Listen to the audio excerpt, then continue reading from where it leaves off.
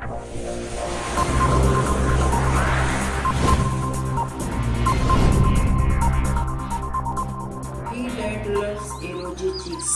कहता है कि वह प्रेमी जो अपनी प्रेमिका के गुलाबी गालों को देखकर प्रेम करता है, or a coral lip admires,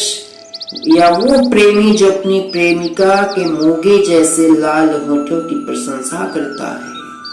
are from star like eyes doth seek fuel to maintain his fire, या वो प्रेमी जो अपनी प्रेमिका के सितारों जैसी चमकदार आंखों में अपने प्रेम को प्रज्वलित रखने का ईंधन तलाश करता है। यानी कि प्रेमी अपनी प्रेमिका के सितारों जैसी चमकदार आंखों को देखता है तो उसके मन में अथाह प्रेम उत्पन्न हो जाता है।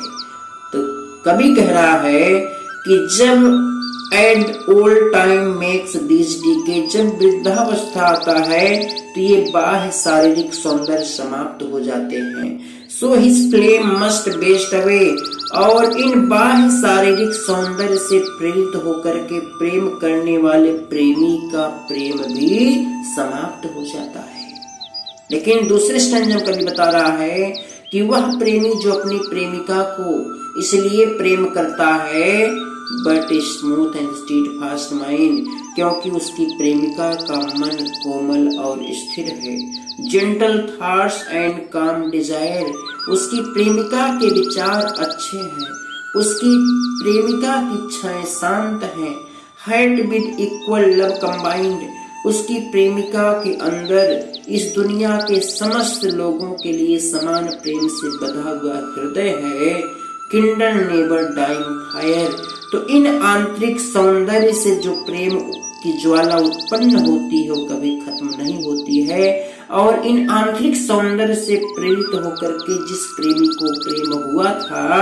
उसका प्रेम सदैव सदैव के लिए अमर हो जाता है। इसीलिए कवि कहता है कि where these are not I despise lovely cheeks or lips or eyes, कवि कह रहा है कि भले ही मेरी प्रेमिका के गाल गुलाबी हो, उसके होंठ मूंगे जैसे लाल हो, उसकी आंखें सितारों जैसी चमकदार हों, लेकिन अगर मेरी प्रेमिका का मन कोमल और स्थिर नहीं है, मेरी प्रेमिका के विचार अच्छे नहीं हैं, मेरी प्रेमिका की इच्छाएं शांत नहीं है, मेरी प्रेमिका के अंदर सभी लोगों के लिए समान प्रेम नहीं है, तो मैं अपनी प्रेमिका के गुलाबी गालों को, गुलाबी होठों को, मूंगे जैसे लाल होठों को और सितारों जैसी चमकदार आंखों को कोई महत्व नहीं दूंगा।